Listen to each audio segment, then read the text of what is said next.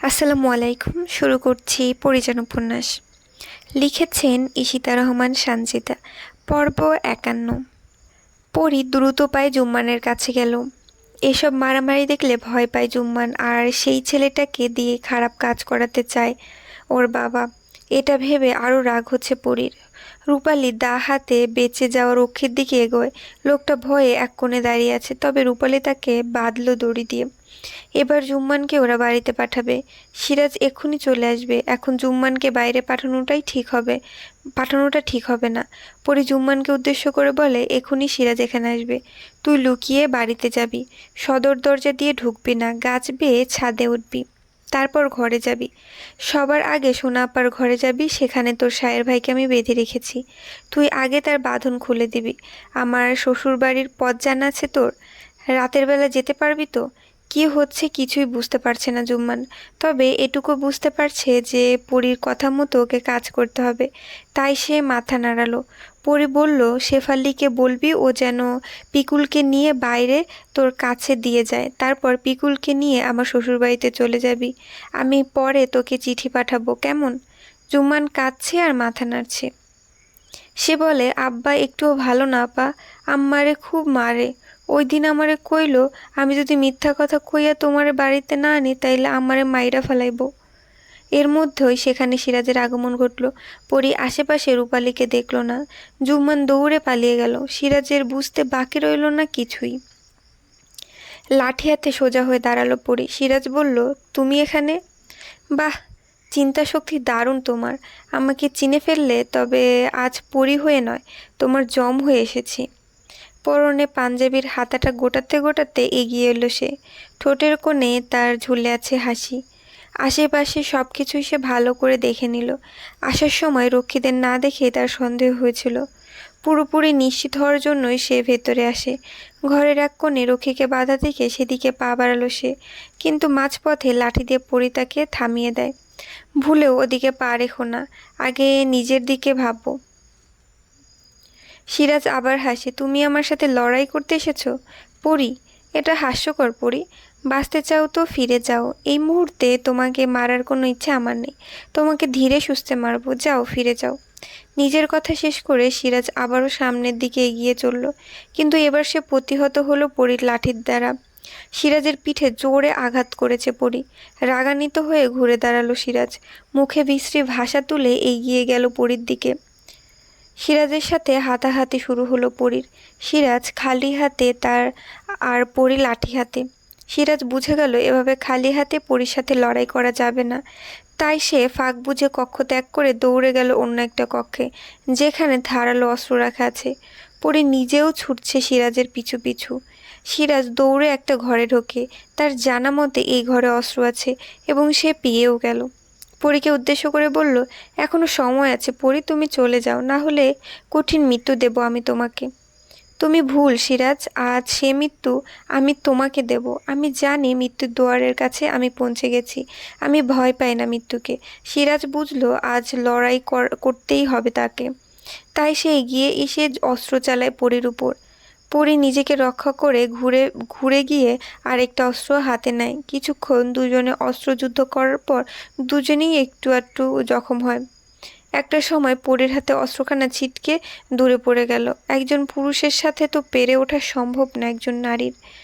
সেখানেই সিরাজ শক্তিশালী পুরুষদের মধ্যে একজন। তার মধ্যে রূপালী এখনো আসছে না।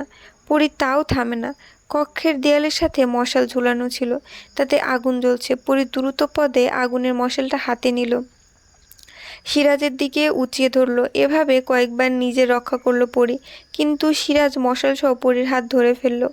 অন্য হাত দিয়ে অস্ত্র ধরে পরীর গলায়। পরী নড়াচড়া বন্ধ করে কিছু একটা ভাবতে থাকে। সিরাজ বলে, রূপের দেমাক তোমার, তাই না? এর জন্যই তো সায়রা তো পাগল। তবে আজকের পর সেই পাগলামি তুমি দেখবে না। রূপ না থাকলে সায়ের তো তোমার ধারে কাছেও আসবে না। সিরাজ মশালটা চেপে ধরে পরীর মুখের উপর। অগ্নিলাভায় মুখটা ঘুরিয়ে নেয় পরী। মুখের কাপড় বাঁধা ছিল, আগুন লেগে গেল কাপড়ে। পরী সাথে সাথেই লাথি মারে সিরাজের পশ্চাদে এবং ছিটকে দূরে সরে যায়। পরী হাত দিয়ে বৃথা চেষ্টা চালায় আগুন নেভানোর, কিন্তু পারে না। আগুন ছড়িয়ে যাচ্ছে মুখের চারিদিকে এবং গলাতে। পরি কাপড়টা খুলতে চাইলো, কিন্তু ওর হাতে জখম হয়েছে, তাই ও ব্যথায় ঠিক মতো খুলতেও পারছে না। কাপড় পুড়ে পুড়ে পরীর মুখের সাথে লেগে গেল। ভীষণ জ্বালা পোড়া হতে লাগলো পরীর। সিরাজ আবার উঠে দাঁড়ালো, এগিয়ে গেল পরীর দিকে। পর মুহূর্তে ঘটে গেল আরেকটি ঘটনা। পেছন থেকে একটা তলোয়ার এসে ভেদ করে সিরাজের বুকে। পেছনে ফিরতে পারে না সিরাজ, শুধু নিজের বুক ভেদ করে বের হওয়া তলোয়ারের রক্তমাখা মাখা মাথাটার দিকে তাকিয়ে রইল নির্বিশেষে। রক্তের স্রোত বইতে লাগলো সিরাজের বুক থেকে। রূপালী একটানে বের করে দিল তলোয়ারখানা, তারপর দ্বিতীয়বারের মতো আবারও একই স্থানে আঘাত করে। সিরাজ আর শরীরের ভর ধরে রাখতে পারে না, লুটিয়ে পড়ে মেঝেতে। রূপালীকে দেখে ওর চোখ জোড়া শান্ত হয়ে যায়। মুখের কাপড়টা সরিয়ে দাঁড়িয়েছে সে।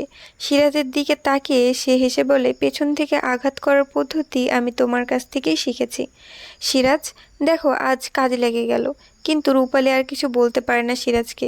পরীর আর্তনাদে সেদিকে ফিরে তাকায়। আগুন পরীর শরীরকে একটু একটু করে ছড়াচ্ছে। রূপালী দৌড়ে পরীর কাছে গেল। নিজের মাথার বাঁধা কাপড়টা খুলে সেটা দিয়ে চেপে ধরেন পরীর মুখে। ঠিক তখনই সায়রের আগমন ঘটে সেখানে। প্রিয়তমার এরকম অবস্থা দেখে দৌড়ে গেল সে। রূপালীর হাত থেকে কেড়ে নিল কাপড়টা, নিজেই নেভালো আগুন। কিন্তু ততক্ষণে পরীর মুখের অর্ধেক ঝলসে গেছে আগুনের তাপে। সায়ের ছুটে গেল বাইরে। খানিক বাদে মাটির কলস ভর্তি পানি এনে ঢেলে দিল পরীর মুখে। মুখটা জ্বলছে খুব। পরী শক্ত মুখে বসে আছে। এখন এখন মুখ নিয়ে এখন মুখ দিয়ে শব্দ বের হচ্ছে না ওর। ইতিমধ্যে বাইরে হইচই শোনা যাচ্ছে। সায়ের আতঙ্কিত হয়ে বলল, সবাই চলে এসেছে, এখান থেকে পালাতে হবে, চলুন তাড়াতাড়ি। পরী উঠতে পারল না। সায়ের বিলম্ব না করলে কোলে তুলে নিল পরীকে। রূপালীকে সাথে করে পেছনের দরজা দিয়ে বের হয় ওরা। আফতাব সহ বাকি সবাই ততক্ষণে বাড়ির ভেতরে প্রবেশ করেছে। সিরাজই তাদের খবর পাঠিয়েছিল। আসার পথে রক্ষীদের দেখতে না পেয়ে সিরাজের চতুর মন বুঝতে পারে এখানে কিছু হয়েছে। আশেপাশে খুঁজে সেই রক্ষীদের বাঁধা অবস্থায় দেখতে পায়। একজনের জ্ঞান ছিল না, আরেকজনের বাঁধন খুলে তাকে জমিদার বাড়িতে খবর দিতে পাঠায়। এজন্যই আফতাব তার দল বল সহ চলে এসেছে। সিরাজের নিথর দেহ পড়ে থাকতে দেখে সবাই অবাক হয়ে। রক্তে ভেসে যাচ্ছে চারিদিকে। কে মারল সিরাজকে? অন্য কক্ষে বেঁধে রাখা সেই রক্ষীকেও রক্তাক্ত অবস্থায় দেখতে পায় সবাই, সেও মৃত। আফতাবের সন্দেহ পুরোটাই পরীর উপর গিয়ে পড়ে। সে চারিদিকে লোক পাঠায়, পরী নিশ্চয়ই আশেপাশে কোথাও আছে। কিন্তু ততক্ষণে সায়ের পরীকে নিয়ে চলে যায়। পরীর শরীরের শক্তি খুবই কম, সায়ের কি করবে ভেবে পাচ্ছে না। রূপালী বলে উঠল, পরীকে এক্ষুনি ডাক্তারের কাছে নিয়ে যেতে হবে, ওর কষ্ট হচ্ছে। সায়ের রূপালীকে বলে উঠল, আপনি বাড়িতে ফিরে যান, আপনার বাবা আপনাদের খোঁজ করতে বাড়িতে যাবে। বাড়ির কেউই আপনাদের খবর জানে না, আপনি থাকলে সব সহজ হবে। কিন্তু পরী? সায়ের খানিকটা ধমকে ওঠে বলে, আপনি যান, পরিজনকে আমি সামলে নেব। রূপালী দেরি করে না, দৌড়ে চলে গেল জমিদার বাড়ির রাস্তা ধরে। সায়ের উপায়ন্ত খুঁজতে লাগে। এই মুহূর্তে পরীকে শহরের ভালো কোনো ডাক্তার দেখাতে হবে। এই রাতের বেলা গাড়ি পাওয়া মুশকিল, কিন্তু পরীকে তো নিতেই হবে। রাতের বেলাতে গাড়িওয়ালা চাচাকে ঘুম থেকে ডেকে তুলে শহরের পথে রওনা দিল সে। সারা রাস্তা পরীকে সে বুকে চেপে ধরে রাখে। আমার কথা না শুনে কেন গেলেন আপনি সেখানে পরিযান? আমি যে এখন আপনার কষ্ট সহ্য করতে পারছি না। পরী ঠোঁট নাড়িয়ে কিছু বলার চেষ্টা করে, কিন্তু পোড়া স্থানে টান ধরায় ব্যথা অনুভব করতেই থেমে যায় সে। সায়ের বলে, আপনি কথা বলবেন না পরিযান, দয়া করে চুপ থাকুন, চিন্তা করবেন না, আপনি শীঘ্রই সুস্থ হয়ে যাবেন। আমি থাকতে আপনার কিছুই হবে না। গাড়ি থেকে নেমে নৌকার খোঁজ করে সায়ের। পেয়েও যায়। শহর যেতে হলে পদ্মা পাড়ি দিতে হবে। এখন কোনো ট্রলার পাওয়া যাবে না। জেলেদের নৌকা দেখা যাচ্ছে শুধু। তাদেরই এক নৌকায় করে পরীকে নিয়ে রওনা দেয় সায়ের। পদ্মা পার হওয়া চারটেখানি কথা নয়। বৈঠা বেয়ে যেতে অনেক সময় লেগে গেল। এত রাতে তো আর কোনো ডাক্তারের দোকান খোলা থাকবে না। সরকারি হাসপাতালগুলোও মনে হয় বন্ধ হয়ে গেছে। এই মুহূর্তে সায়ের নিজেকে ভীষণ অসহায় লাগছে। এমন পরিস্থিতির সম্মুখীন সে কখনোই হয়নি। একটা হাসপাতালের সামনে গিয়ে সেটা খোলা পেল। অবশেষে স্বস্তির নিঃশ্বাস ফেলল সে। দুজন মহিলা ডাক্তার পরীর চিকিৎসা শুরু করে, আর সায়ের চিন্তিত হয়ে বাইরে বসে থাকে। ঘেমে একাকার হয়ে গেছে সায়ের। এই মধ্যরাতে এত কিছুর সাথে যুদ্ধ করে এত দূর এসেছে সে, তবুও সায়ের পরীকে বাঁচাতে পেরেছে, এটাই অনেক তার কাছে। তার করা পাপের শাস্তি পরি পাচ্ছে, এজন্য সায়ের অনেক বেশি কষ্ট পাচ্ছে। সিরাজকে জীবিত পেলে সায়ের ওর যে অবস্থা করতো তা সে নিজেও ভাবতে পারছে না। মাথা নিচু করে সে বসে আছে। হঠাৎই চোখের সামনে একজোড়া পা থামতেই চোখ তুলে তাকায় সায়ের। মানুষটা তার অতি পরিচিত, যদিও তার সাথে অল্প দিনের জন্য পরিচয় হয়েছিল, তবুও মানুষটা তো পরিচিত। সায়ের দাঁড়িয়ে পড়ল। নাইম বিস্মিত কণ্ঠে বলে উঠল, আপনি এখানে এত রাতে? এতক্ষণ যে সায়ের চোখের পানি ফেলছিল তা সায়ের চোখ দেখেই নাইম বুঝতে পেরেছে। ভেজা ভেজা গলায় সায়ের বলল, পরিযান। বাকি কথা গলাতেই আটকে গেল ওর। তবে নাইম বুঝে নিল তার উল্টো। সে ভেবেছিল পরি বোধহয় মা হতে চলেছে, সেজন্যই সায়ের তাকে হাসপাতালে নিয়ে এসেছে। তো সেদিন নাইমের সাথে আপনার আর পরির আবার দেখা হয়।